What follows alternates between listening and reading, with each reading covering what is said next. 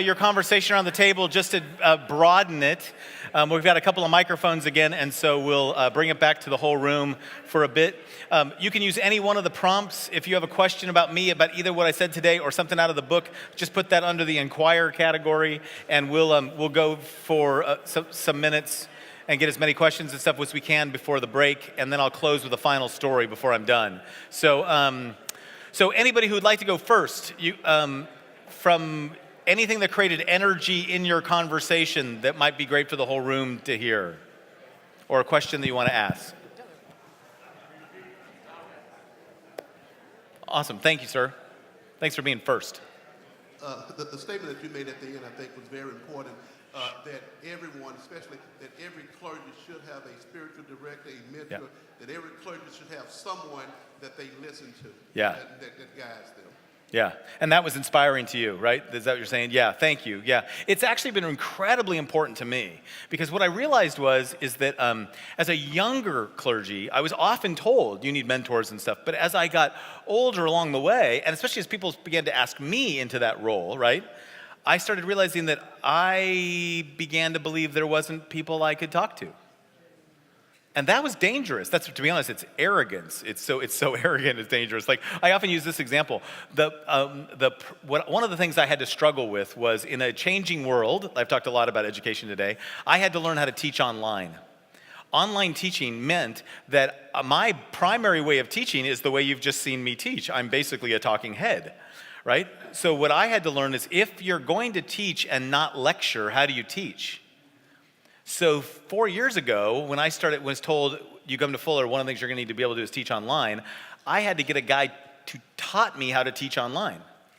That person was so great that I hired him as the director of digital learning for our new division. Now he works on my team. But because he had to teach me how to teach without talking. Now that was incredibly humbling for me, to have a 32-year-old become my mentor.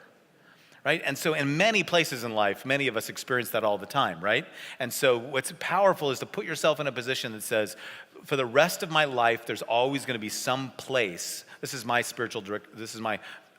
rule of life about learning. I'm always going to have a spiritual director, a therapist, a coach, or a combination thereof that I'm going to work through. And that's part of it, is also coming out of a wife who was a therapist. We both came from pretty broken homes, so we did a lot of therapy in our lives. I've done so much therapy, I could have had a very, very nice other vacation home. I'm comfortable in that realm, but it had to become a rule and a habit in my life. So I appreciate you. Appreciate it too. Yeah. Other questions, thoughts, inspiration, inquire, irks? Remember, irks are my favorite. Okay, please. I appreciated the example about what you went through with the 9/11 situation in your church. Yeah. Many of us did. I know that I did. Yeah. I had a church full of people on through the Christmas season. Got to January, profound absenteeism. Yes. My question is, in our discussion, the fire. I think about the Twin Towers and the steel that they were made of. Yeah. The fire was so hot that it melted the steel. Right. So when the fire is that hot, then how do we get to the anvil? Yeah, thank you. That's really a great, I've never heard it said that way, but I really appreciate that. So I think for me, one of the ways to pay attention to is that I think the first thing you can do if you feel oozy, I guess I'd put it this way, if you feel like it's just melting, then get ye to an anvil. Like, get to a relationship as soon as you can. Learn how to call, learn how to be with people. I mean, you'll notice relationship shows up on both sides of the equation. Like this morning, what's the key thing for bringing change? Relationships. On the backside, what's the key thing for your own transformation? To be reflect enough in relationship.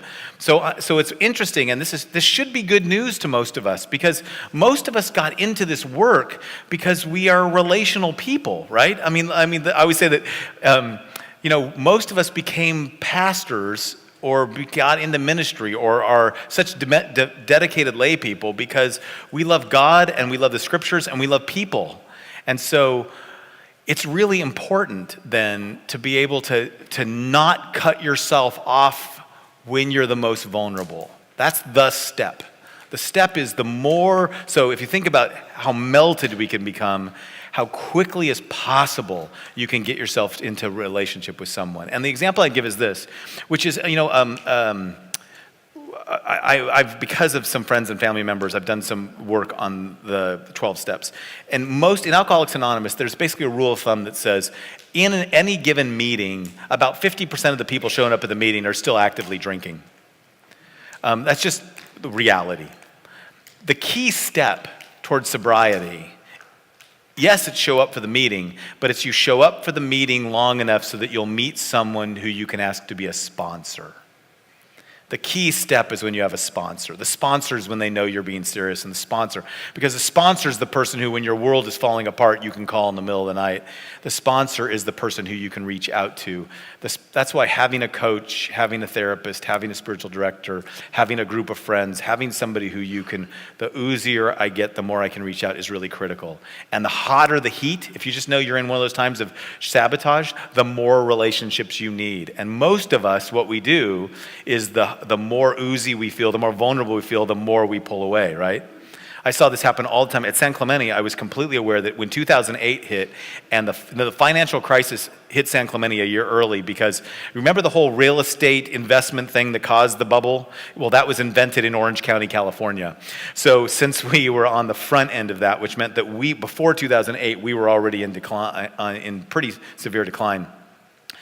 We realized in our congregation, we had people moving away without telling their small group. They were just leaving the church. They were moving. They were moving to other parts of the country. Why? Because they were so close to bankruptcy. They were in such financial distress. They'd lost jobs. They didn't tell anybody. We had men who would ask for prayer publicly for testicular cancer, but wouldn't talk about the fact that they'd fallen a month behind on their rent. So whatever makes you most vulnerable or most shameful is the thing you want to hide, and that very thing you want to hide is the thing you got to put on the anvil. And that's the key to getting transformed in any given way. I would put it that way. So, yeah. Over here, sir. Well, good afternoon, everybody. I want to go down to the Delta about change. Here in the Mississippi Annual Conference, I want to challenge my colleagues, my friends, people I've known for a long time. And I want to remind you that we do this every year. We come together. We know there's change. We know we get around the table and we look at one another and we hug and we talk. But let me tell you, until you change yourself, that learning and that loss.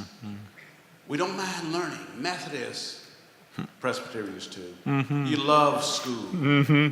But we don't like that loss. Yeah. We see mess and we know we need to let it go, but we keep coming back. And we come back year after year, conference after conference. We keep sending the same thing. We pick people to do things in the church because they belong to the right family, the friends. We don't look at what Connie said in that message this morning about the other side. I want to challenge you when you look at the Delta side, and for those of you that Deltas, my heart's there too. We've got to change in that rhythm of water.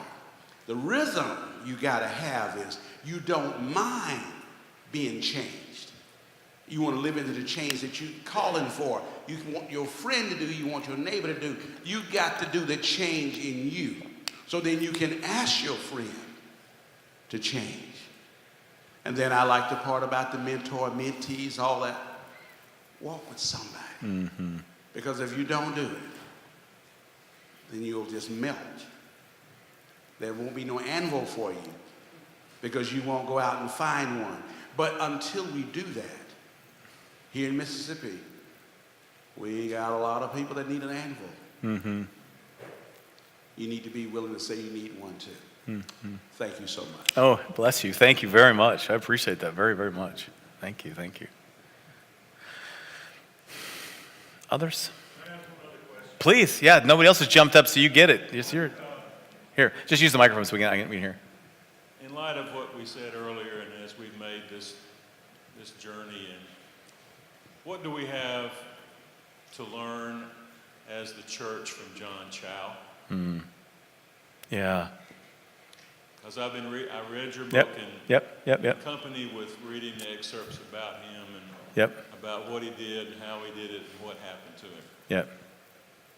We're all in that to a greater or lesser degree. Yeah. We may not all literally die from it. Yep. But there are things that die because of what we do in the process. I know the person this last week who just lost their lives trying to go into a place that was actually illegal to go into, a group of people who the Indian government has said this island is off limits because these people do not want to be disturbed, and he went there and ended up losing his life. And there's been a lot of conversation about it. And as a school that has a School of World Mission, I've been actually asking our mission faculty the same thing. I'd really recommend reading Ed Stetzer's most recent blogs on Christianity Today. He's doing a multi-part thing because he's the head of the mission department and mission evangelism department at Wheaton College, and he's really thoughtful. And for one, he's very aware that there are things we can learn about our assumptions about mission where we impose ourselves on other people, but he's also clear about the fact that the world will never quite understand why we would be willing to go to places where other people don't want to go. And I think it's going to be one of those conversations in a pluralistic world, in a post-Christendom world, that we're going to have to think through the nature of mission. And it feels early. I don't have any answers about it, to be honest. I don't yet. But I know that I feel disturbed by it enough that I need to reflect on it, because my easy answers, there was a lot of people who were making it sound like, oh, he's just like Jim Elliot. Well, he wasn't in some ways. He went by himself. He didn't have a team. There are lots of other different pieces.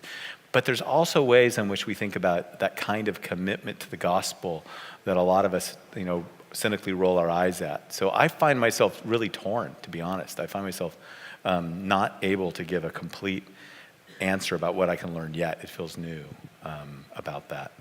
I do know that one of the biggest problems that we're going to face, I'm going to pivot off that to say this, is this part about learning and loss. I think for a lot of us, the first thing we have to acknowledge is one of the biggest losses we have to deal with is that we're going to have to learn as we go. We're going to have a lot of I don't knows.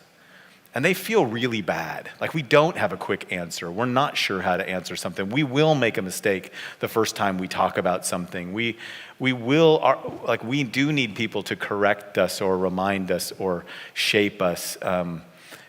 It's changing so dramatically. I always say this, every single person who comes to seminary was a person who somewhere in their life, someone said to them, "You're like the best Christian I know. You should go pro," right? You should go to professional Christian school. You're awesome. And they show up thinking that that's what they're doing, is they're going to go pro, right?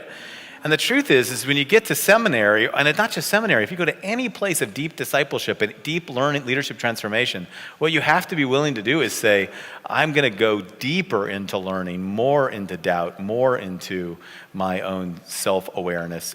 And I'm not going to have as many answers, but I'm also not going to back away from them. So that's the way I kind of feel at the moment about that particular question. So, yeah.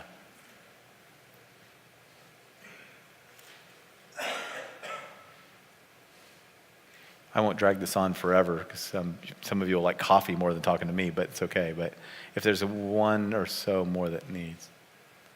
Okay, we got a couple. Good. He's got one here and one here. So let's do these two for sure, and then thanks. I'm a little curious about what you see pastors who do this well. What do they not do to make time for this process of change? Good. Because we have expectations from various spaces, maybe those who are higher up in the hierarchy, or are people who are expecting preaching, programming, and pastoral care, which we're good at, which we might even like. Yeah. And I and the people may not really like all this change. You know, it's like I don't want to go to the gym to get healthier. You know? Right. So, but are there? And I guess I'm kind of curious about real examples. Like, what do you see them either drawing good boundaries and is there support from the community, or at least some of the community, saying that but the pastor's not going to do this anymore, or no one's going to do this anymore. so that we can do this other stuff? Yeah. Oh, actually, thank you. It's a great question. I would say, let me just say a couple of things in general about that. The first thing to recognize is that in the book I talk a lot about, and I didn't show you any of this stuff today, about how trust is necessary for transformation. How basically trust is what develops adaptive capacity, and you get trust by first getting credibility that comes from technical competence. So I say to people, if you don't preach well, no one's going to follow you off the map. They're going to say, instead of talking about adaptive change, spend more time on your sermons, right?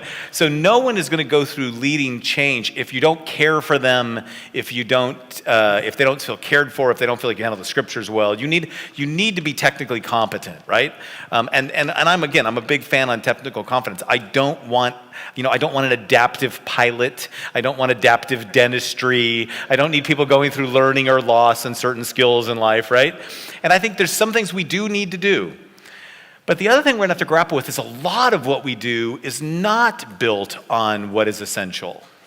And I think that it's not your job to decide that. I think the conversation you should be having a lot with your supervisors, with your board, and our session would be our session is, if we're going to be committed to this thing we're all committed to, what are we not going to do? What are we not? One of the most important things is, if this is the most important challenge in front of us, then what are we going to stop doing? Jim Collins says, more important than a to-do list is a stop-doing list. And so I think, and I would say you shouldn't make that decision on your own, but you need agreements about that. So I'll give you just one example. And let me just use this as an example because what the heck, it's late in the afternoon. I actually think one of the things pastors should stop doing is pastoral care. I don't believe in pastoral care. I believe in congregational care. I really believe that the role of the congregation is to care for each other, and that pastors are, according to Ephesians 4, to equip the saints for the work of ministry.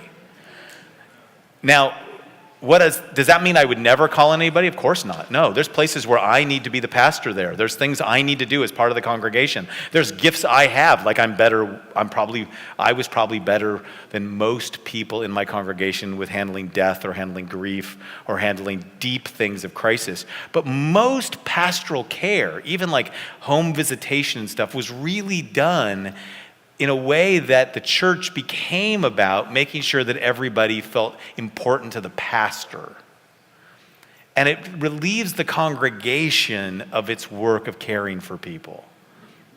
And I think more and more, if you can think about that, is what does it mean for the pastor to do less so the congregation can do more? I mean, go back to my friend who said to me, what do we pay you for, right? They were mad when they said that, and I was flooded and didn't have a good answer.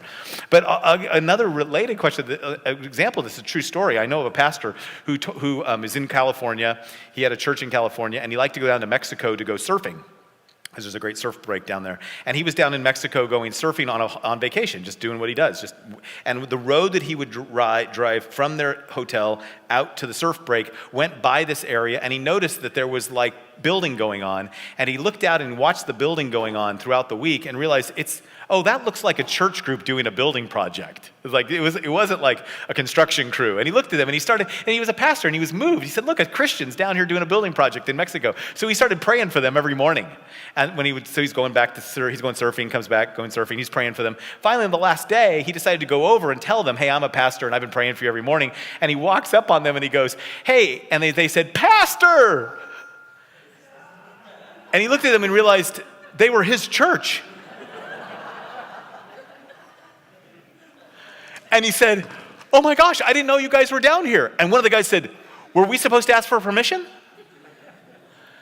And all of a sudden it hit him. This was the best moment of his entire ministry. They had heard that they were supposed to be the kind of people who provide for the homeless, and so they did. And they didn't ask for permission and they didn't tell him. And what I loved about it is that he wasn't mad. Because my first thought would have been, well, how come somebody didn't tell me? I can imagine the session meeting where people are saying, we can't have people going off and not telling us. What if one of us was asked about? He loved it, right? So if I could say there's anything you can think about doing is try to ask yourself the question, what is it that the congregation should take up instead of me? And if the congregation doesn't feel called to do it, maybe we should ask some questions about the congregation, right? So a stop doing list is really important. But there are things you have to do, right? There are things you have to do. But there are things, I think most of us have more things we are called to do. Now, some of you are not going to feel called to let go of pastoral care. That's fine. But I'm not saying you shouldn't. My pastor is actually great at pastoral care. He writes personal notes to everybody. I told him, I go to a church I could never have pastored. He's much more gifted for the church that we go to than I am. But I think we have to think about that sometimes. So there was another one right here. You wanted to say something, sir? Can I hand you a mic? Yeah. Good afternoon, everyone. Thank you. I need a little pastoral care right now. Yeah. There's a piece that you talked about that concerns me. Please. I'm just going to get to the pastoral care part, Please. the reflection. Yeah. And I wasn't going to say anything, but the brother said something back here that moved me to say something. Please do, That sir. is, we've all been in the fire. Yeah. We've all gotten to a point where there's something that we can't seem to bear, or whatever the case might be. And then we have an opportunity to reflect. That's when you say, how can I prevent the pain that I just encountered from happening again? What can I do? But then if I'm in a situation where I go and I reflect alone, and I'm not in a relationship, and then maybe someone on the other side of the problem that I'm on and reflecting alone, and we come up with two different conclusions and two different answers, and we don't get anywhere. Yeah. You know, I don't mind telling you, after Tuesday night, I was in pain. Yeah. Because I'm looking at a state that I love, and I'm looking, and it seems like there's something going on here that we don't want to reflect on. That's the problem here, that we don't want to reflect on. There's some people in this state that I really love. Yeah. But we have a problem, but we have to stop and use this opportunity to reflect in order to move forward. Otherwise, we're going to be doing the same thing over and over and over. Yeah. We're both at the point at the end, but where we need to sit down and find a mentor. Well, the best mentor that each one of us could have is Christ himself. Yeah.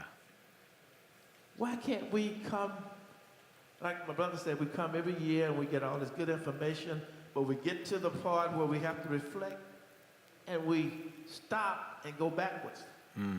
Don't proceed forward. How do we move from that point? Yeah, thank you. That's where I am. Yeah.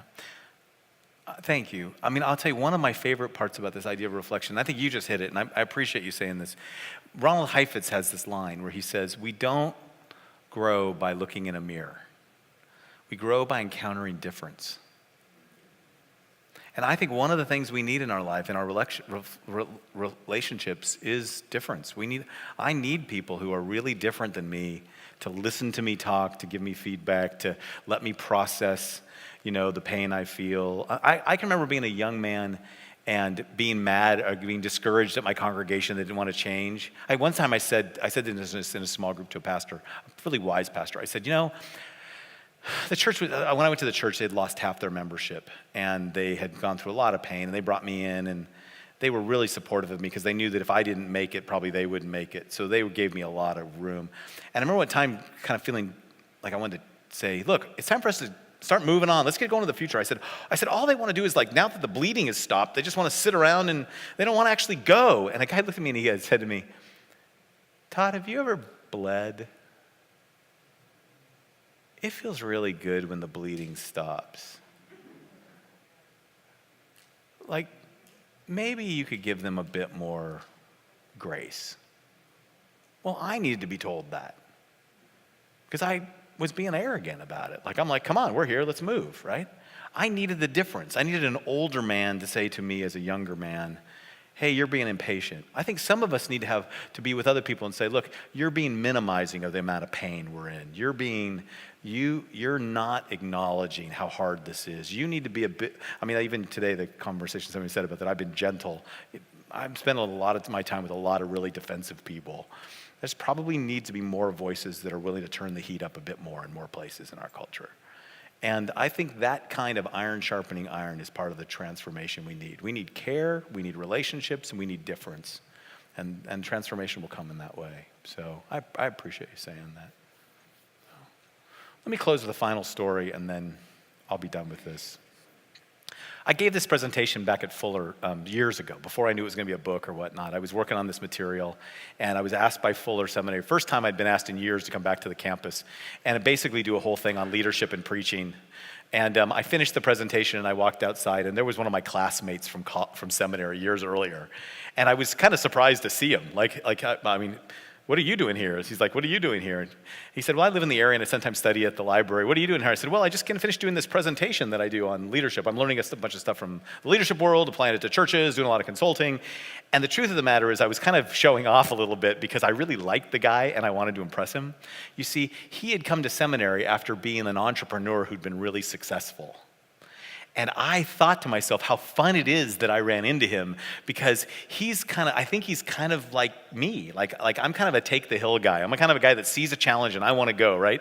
And he was there, and I found myself doing that thing when you're trying to impress people, like you're just telling him everything I had just said, hoping that he would like it. And I'm thinking, you were in business, so you probably read all this stuff, but it's new to a lot of us. And so here's what I'm doing. I'm teaching people this stuff, and we're working on that, and I'm working on this thing on my denomination, and we're going through this big change. And so that's what I was here doing. And I said, so that's what I'm doing. I go, what are you doing right now? And I just couldn't wait to hear what this guy was doing now, 10 years after graduation. This guy who'd come out of the business world and went to seminary. And he said, well, I actually am the pastor of a little church plant that our presbytery started in a convalescent home.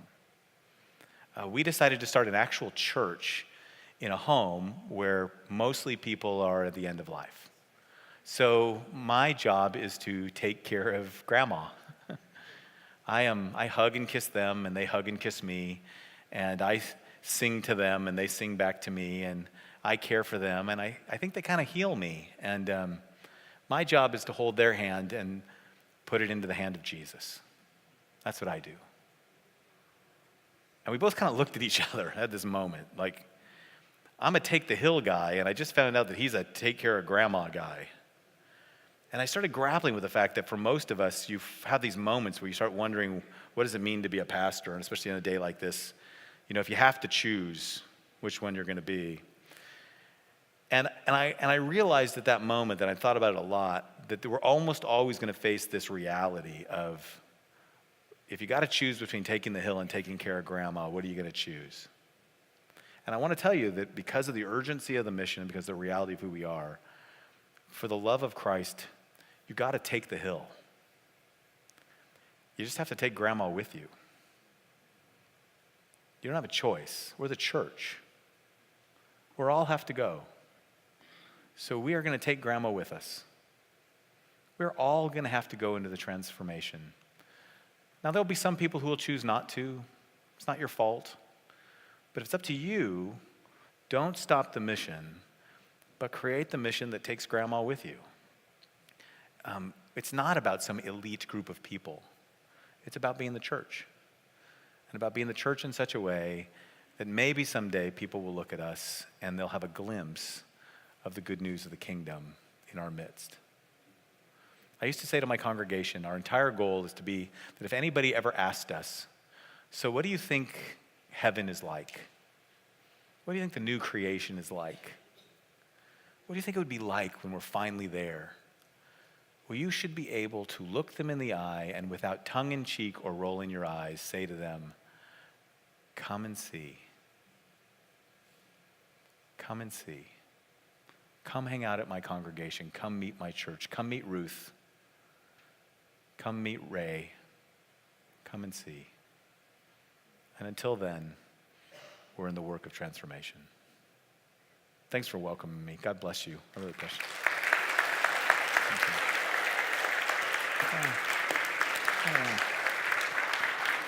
Thank you. Oh my gosh.